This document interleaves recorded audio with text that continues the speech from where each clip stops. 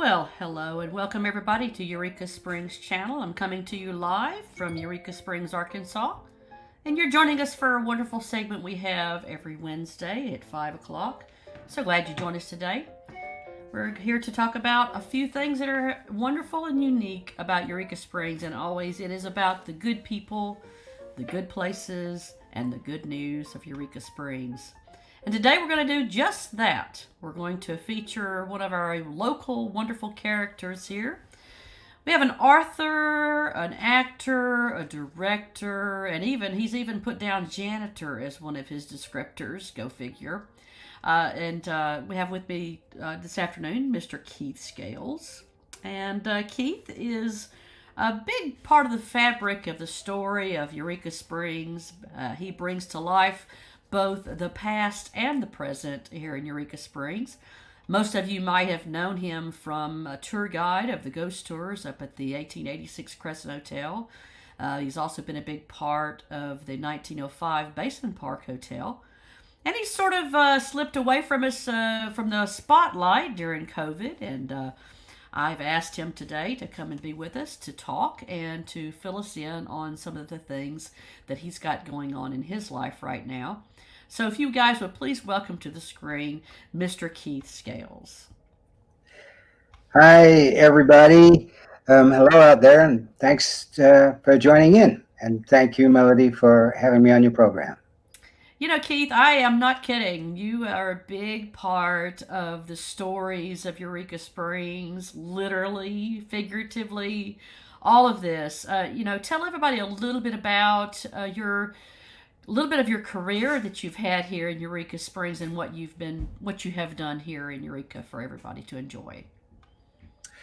Well, I actually came to where should I start? Well, I worked for 10 years as the ghost tour manager at the Crescent Hotel until COVID came down, and then I was obliged to go into lockdown. And so I'm not there anymore. And I also worked at the Basin Park. And we also did a few other projects there, which I'm very proud of. We did some conferences, things like Where Science Meets the Supernatural was one of them, and Unexplored Mysteries was another one. And we did some storytelling, a program called Flickering Tales around the fireside outside. And I put on a couple of plays while I was there. One featured Rebecca J. Becker, the lady behind the college project at the Crescent Hotel, and two or three other ladies, including Deborah Workman was one, and Laurel was another one, and and that was a little two-woman play called Not Really a Door. So they let me do quite a few things besides the ghost tours at the Crescent Hotel, which was lots of fun, and I miss it very much. But so what I've done now is slipped back into what I intended to do when I came here, which was spend a lot of time writing. And what I have now, my connection, is two books, one about the Crescent Hotel and one about the Basin Park. And the one that's right, House of 100 Rooms, is the one about the Crescent Hotel. How that came into existence was I would be giving these tours and talking about these characters, which most people are familiar with, Michael and Theodora and all those people. And Norman Baker, of course, whom I also portrayed in a one-man show for a while at the Crescent Hotel. And what would happen to me is that I would tell these stories, as it might be about, say, Theodora, and you can, on a tour, you can only give it 2 or 3 sentences. But I would go home after the tour and I'd start thinking more deeply about these characters, exactly who they were, what they looked like, what they were doing here, why they were here as ghosts, and gradually fill out stories. And after a while, I thought there was a book full of stories there. And so I put them down and self-published on Amazon. And the book is called House of 100 Rooms, Tales the Ghost Tour Guides Do Not Tell. And so each of the characters really gets a much fuller treatment than they get in the tours, veering off into fiction at certain points. And and so that's what that book is about. That was the genesis of Yeah. that book. Well, Um, there's 1,000 stories that come out of, there's always speculation here at the Crescent, and you being the tour guide there, the speculation of, or the people that are a part of the history that we know about, the actual ghosts that are showing up. And I think in the book you tap on that a little bit, don't you? A little bit about the truth is stranger than fiction, perhaps. I'm not sure. yeah, Uh, yeah, I sure do, yeah, because it is. yeah. And yeah, especially like the story of Norman Baker, for Hmm. example. There's a lot of fictitious stories about him, but the real story about him is far more interesting. Oh, yeah, definitely. Uh, Well, I was a skeptic for many, many years coming up there, being up there shooting weddings. I was a skeptic for so long. But, the longer that you hang around at the Crescent, the more things become obvious to you that it truly is haunted. What was it like to have been a tour guide there and to be in amongst those who never did leave the Crescent? What was that like for you? well, it was, I'm frankly pretty skeptical too, or at least pretty difficult to convince. And I just try and keep an open mind. That's what I recommended to everybody else. And I would always ask at the question, people would come up to me on the quiet and say, okay, you're the ghost manager here. What have you seen personally? What can you tell us about? Uh huh. And so after a while, I formulated an answer because I didn't want to rain on anybody's parade. But the truth is, I have never actually seen a ghost. Um, so what I would say is, I have not really personally had an experience that I could say was proof of life after death, which is Mm-hmm. really what we're talking about. And a ghost Sure. tour Yeah. sort of presented as entertainment in a way, but really, it's actually about the biggest question of all, the question we all ask: what happens to us when we close our eyes? Where do we go? Right. And it's sort of really important. If there is some real evidence, so I had shivers up the spine and breath on the face, and um, hearing my name called, possibly from somewhere, and experiences that could be put down as supernatural or could Mm-hmm. be explained away. And all I could say, in all honesty, was that I never had anything personal that was absolute proof. Um, Gotcha. Gotcha. a lot of other people claim to have, and a lot of the tour guides over there seem to have experiences on a frequent Yeah. basis. And so it may be that such a subjective thing too, and it's usually such a fleeting experience Mm-hmm. that it may just be me. And maybe Right. just too hard nosed for the ghosts, and they try to talk to me, and if I don't answer, they say, "Oh, screw you, and go away." Right. Yeah, it's really amazing the stories that get formulated from the Crescent by the tour guides as well as guests alike. You're right. I mean, I was actually there one day when this lady was almost completely ill after being on the ghost tour because she felt so connected to an experience that she was having. It's a very interesting phenomenon, and of course, the rich history that you have pulled together in your books. It really does not only paint it really. In particular, I'm going to just bring up this book that you just got through, the one about the Basin Park Hotel, and this one is I just started to read it uh, this couple of days ago, and this one is I love the way that you were able to really bring a lot of the history from the characters who were a big part of the Dr. What was it? Joe Parkhill, the story there, that and a lot of the actual letters that you must have done a lot of research with true documents from that time period that you were actually putting inside the book, which I found very, very interesting to read. And not only the Basin Park Hotel, but you go on to talk about the Perry House, here in Eureka Springs and other stories around town. Brilliantly put together, Keith. Well, Love thank you. what you've done. Love it. But the difference between that one and the book about the Crescent Hotel is the Crescent Hotel, it stories about the ghosts, sort of continued. Mm-hmm. This one, the Basin Park, is stories from the history of the Basin Park Hotel related by the ghosts. So Right. it's still a ghost story book, but the stories don't necessarily have to have these sad endings on them where people died. Right. That can Right. be more fun. And Right. really, both books are just written for amusement. Yeah. Well, the letters that are in there, the firsthand accounts from people during that time, having a moment to read those really, it makes me just, it puts me back in that frame of what it would have been like to have lived here during that time. Just love the way that you put that in there. Do you do all the research yourself, or do you have assistance with doing the research for all of these wonderful books that you put together? Um, no, I don't have any assistants. I live with Rebecca Becker, who did all the research on the college up there. Right, So right. and she's a professional researcher, so she will often help me out, or she'll check my facts for me and say, "Keith." Uh, She keeps but you in line. yeah, she keeps me in line. But I don't have any assistants. No, I do it all myself, and I enjoy it.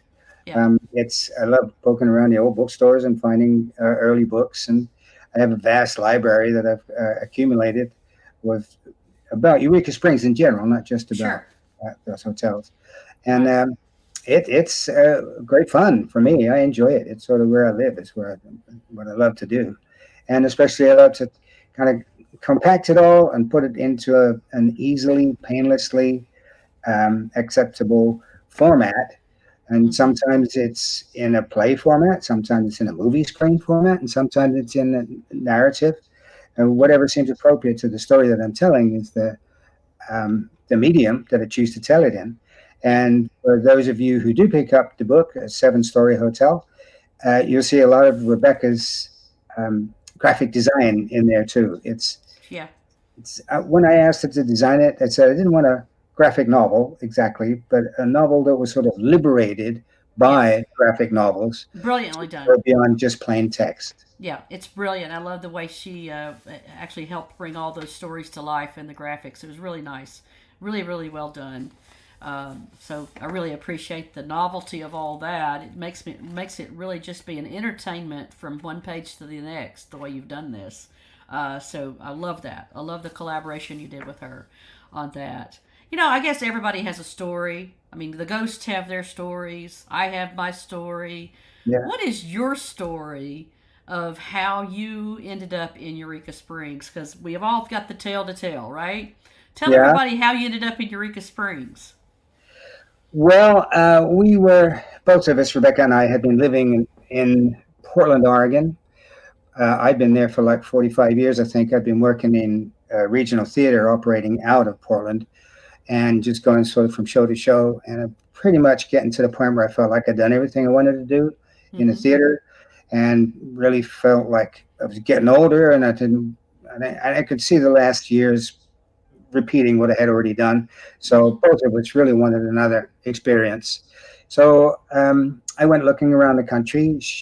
We thought about Tulsa because of the art scene there, the Mm-hmm. architecture and everything. And so I came out to Tulsa, took a look around, and it's a nice town, but it didn't seem like it was important to leave Portland, Oregon, to go to Tulsa across the country. It didn't seem like so. Then I kind of drove around everywhere looking for places. I went to Tahlequah and just drove, and everywhere seemed the same. Everywhere was like on a grid. Everywhere had the same Mm-hmm. Bed Bath and Beyond and McDonald's and everything. Everywhere looked the same until I drove into Eureka Springs. And and this is a story I've heard from a lot of people. I drove down Plainer Hill, and by the time I had got to um, uh, damn it, by the Basin Park there, uh, I was hooked. Said, okay, this Yep. is it. I think, and I wrote to Rebecca right away, and she Mm-hmm. said, okay, if you think so. And then we found out more. We wrote to the Chamber of Commerce and found out Mm-hmm. what a great art scene there was here. This was in 2009. Uh, And then we decided, and we bought the house that we live in, which is across the street from the Crescent, sight unseen, and headed down here and have never regretted it for a moment. Love being, I've never lived in a small town before. I've always lived in Yeah. big city. Yeah. And I love small town life, and I love Eureka Springs. And again, I keep bringing up Rebecca, but we go for a walk early in the morning. She takes photographs and posts them on her Facebook page. And this place is, it's unfathomable. It's so beautiful everywhere you look. Yeah. And when you start digging around in the history, there's so much magic in there. Yeah. There's so many, like you said, there's thousands and thousands of stories waiting to be told. So it's an inspiration living Yeah, here. it is. It really is. And I love the way that the two of you and these books that you've collaborated on, the history that you've brought to life, and all of your contributions that both of you have made to our city. You are a story to be told as well, my friend. And what you have been to Eureka Springs, and especially to both of the two most historic and most rich history hotels in town, the 1886 Crescent Hotel, the 1905 Basin. You know, every day there's a page turner here in Eureka Springs for both of those hotels. And the fact that you have written these books and have immortalized all these stories that you have both heard and experienced, it's rich. It's very rich. I encourage people that are watching, if you have not dived into one of Keith's books, you're missing out. I'm gonna give you, now we've got some other, you've got the House of 100 Rooms, you've got your new book that you just published, which is the Basin Park the seven story Tales from the Ghosts of the Basin Park Hotel. Now these Right. are both these are all available on Amazon, correct? So you can just They're look you available on up. they're available on Amazon unsigned, Okay. or you can get them at the Crescent or the Basin Park or the Right. Historical Museum Gotcha. uh, signed. Gotcha. And it's also, if you don't want to spend the money, it's also in the library, in the Carnegie Yeah. Library. Yeah. And there's a few stories in there that I'm sure that I haven't gotten through the whole book yet, but already I've learned so much that I have never had it been presented to me in this way. And so it was very, very interesting to be able to have the pleasure of taking one of your books and sitting down and reading on it. I can't wait to finish it. I'll do that when season is over. You know, season's on right now, so I've got to Right. keep up with all the obligations. We have some folks that are watching today, Keith, and I want to give you an opportunity to take a look at some of the comments. We've got one here from Dave. He says, "I love you, Keith. Are you coming back to ESP?" Okay, well, that's a great question. Tell everybody what ESP is, Keith. That was one of the things we created at the Basin Park called the Eureka Springs Paranormal. It's ESP Weekend. And it's when we devote the entire weekend to paranormal investigations. And Dave Harkins is one of our regular people. I was really delighted to meet Dave. He comes quite a long way, and he's been here every year, I think, for maybe 4 years now. So Yeah, yeah, I don't know if I'll be coming back to ESP Weekend. I think my greatest contribution to it really was the peripheral events that I would do, the yeah, talks, and the kind of presentations, performances, and things that I would bring. And I think now it's streamlined a little bit, so and maybe it'll expand again. I don't know, but at this point, I believe it's pretty much just an investigation, which is yeah. the basic idea behind the whole thing in the first place. Right, right. But yeah, Dave, I miss you too. I look forward to running into you next time you're in town. And here's one of your co-conspirators, I would say, Robin Brayford. She helped out a great deal and a big part of the fabric also of storytelling in Eureka Springs. She says hi. Oh yeah, no kidding. She's a wonderful tour guide, and then she gravitated over to becoming a concierge. She was a wonderful concierge, and she also told stories around the fireplace late at night. She was a very, very big part. All right. And Dave's giving you a big shout out. I love you and miss you, brother. Wonderful, Dave. Thanks for tuning in and watching Keith today. I'm sure he appreciates you tuning in and saying hello. Joycelyn Colity, I pronounced it correctly, I hope. She says, well deserved praise for a great historian and writer. Yes, I agree with you so much, Miss Joycelyn. Yes, you are a great historian and writer, and I'm just so thrilled, Keith, that you are keeping Eureka alive in these books and the stories that you've spun. A little bit of fiction, a little bit of truth, a little bit of everything. Audrey's watching. She says, I'm looking forward to you coming to present at the Friends of Cameron Library kickoff. Wow, Yeah. you're getting speaking engagements all over the country, too. I love that. Yeah. Good stuff. They're starting a readers program at the library in Cameron, Missouri. Yeah. And I'm very honored to kick it off, to be the inaugural speaker. And I'm looking forward to going up there and fantastic. Reading some stuff for them. Well, I think it's a great. You're this wonderful cross between historian, the fact that you've been an actor as well. I love. One of my first. I wanted to say, Keith, that one of my first experiences in watching you was actually when you portrayed when you were in the Christmas Carol up at the Crescent. That was a fun thing when you guys did the reading from the Dickens. That was fun when you did that.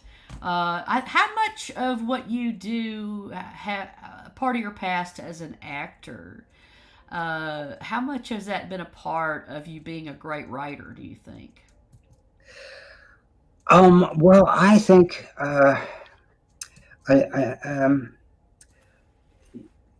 they always tell you as a writer you have to show and not tell, and I think that's one of the things that you just are trained to do as an actor. It's all about creating an experience, and as opposed to talking around an experience. Sure. And so that's the kind of writing that I like to do when I'm writing stories, especially, is creating moment after moment after moment, like in the theater, as opposed to sort of long discursive passages, which are not very popular these days anyway. It used to be what a novel was a lot of meditations on various things. These days, it's pretty much all action. And I sort of like to do that. I wouldn't say what I write is action thrillers, especially, but I think, everything I learned as an actor, I apply to my characters when I'm creating them. And some of it is very simple, but doesn't you always get talked about in training writers. Yeah. You have to know where your character's coming from, where they're going to, what they want, what they're going to do. Those kind of things are just automatic to an actor who's been trained in it. Yeah. Sometimes a writer has to think a little more deeply to find out, but it sort of comes naturally to someone who's had acting training. Yes. I also, one of the things I did was I ran a theater for 16 years. That was a classic Greek theater of Oregon, where all we did was Greek plays in as close to the English version as possible, right? As close to the original as possible. And I would spend the year writing the English version based on every piece of information I could get about the original, and then we present it in the summer as a play. And I think that was great training for a writer to just immerse in the ancient Greeks and then try to do them justice. And that's tough. That's tough to do, I would think. Very tough. Joycelyn also has another comment. She says, you have excellent dialogue in your books. It must come from the theater. She says your excellent dialogue from your books comes from the theater. Yes, I would see that a natural progression of your talents, for sure. Jocelyn's a writer herself. I met her through the writer colony. Gotcha. And if you have a chance, check out her book. She's writing one now that is set at the Crescent. I think she may be just finishing it. And we see her occasionally. You might like to have her on your program. Oh, yeah. She's a great speaker, great personality. And wow. I have now read a couple of her books, and I admire her writing immensely. Wonderful. Well, I'm so glad she was able to join in today to hear you talk about what you've got going on. Keith, it's been such a pleasure to be with you. We're about out of time, but it's been such a pleasure to see you moved into a different phase of your life and what you've been able to create and contribute once again to the fabric of our city, our little piece of paradise here in Eureka Springs. Yeah. You are a man of 1,000 tales. I cannot wait for how many you have yet to be told. I can't wait to hear all the things. Do you have other books in the works that you'll be coming out with in the future beyond the ones you've done already? Yeah, I have a lot actually. I've written a lot over the years. Yeah. After you do a play, you come home and you can't sleep, Mm-hmm. so I would write, and All right. so I've got a lot of novels that were just moldering in the cupboard, and I pulled them all out. I'm rewriting in them, and I was never very good at submitting, and I would really get deflated every time I got a rejection. So I Yeah. didn't work too hard at submitting to publishers. Now with indie publishing, you can publish it yourself, and I think Sure. this is just as good a way to go as any way, Oh, I personally. think so too. Yeah, there's a lot You, of yeah, wonderful way to go. And the fact that we can buy your books locally as well as on Amazon. So you mentioned the places that you can pick up your books here in town if you're staying at the Crescent or if they're Basin Park or if you want to go to the museum. All these places where people can pick up your books here locally. Keith, thank you so very much. I'm gonna put this. This is the latest book here, Tales Told by the Ghost of the Basin Park Hotel. You can pick that book up at Amazon and here locally for Keith. Wonderful, wonderful book. Thank you so much, Keith, for all your contributions to the continued stories of Eureka Springs. thank you, Melody, for having me on. And one last comment, if I can make it, just you reminded me of something I frequently say is that something interesting happens every 10 minutes in Eureka Springs. This is so true. Spoken by someone who's had an intimate view of those stories unfolding, haven't you, hon? For sure. Have you? Yeah. Keith, you are a visionary. Yes, he is. Thank you, Dave, for all your wonderful comments today and for watching us live. Keith, continued success, continued adventures, and we can't wait to see all the stories that you have yet to tell us. And thank you so much for being such a wonderful part of Eureka Springs. When your name certainly always comes to mind when I think about celebrating the good people, the good places, and the good news of Eureka Springs, I would put your name right underneath all of those. So thank you so Very kind, much. Melody. Thank you so much for joining us today. Thank you for having me. And bye, everybody. And thanks, All right. everybody, for joining. All right. Keith Scales, visionary author, writer, actor, historian, a fantastic person here in Eureka Springs. Pick up his books. You won't regret it. They're sure to entertain you from front to back. And who knows, maybe at some point in time, if we all live long enough and make enough waves, maybe one of us will end up in one of Keith's books. Whether we are dead or alive, who knows? Thanks for joining us, guys. We appreciate you for watching. If you'd like to support our channel, just click on the stars. If you're on Facebook, you can click on the stars right there next to the comment box. Click and support Eureka Springs channel so that we can continue to bring you all the good people here to your face and to your screens to learn about the things that are going on here in Eureka Springs and all the things that we're so happy and proud about. Thank you again for watching us, and we hope to see you soon here in person in Eureka Springs. Thanks for watching us today, guys. You guys have a wonderful weekend. Bye.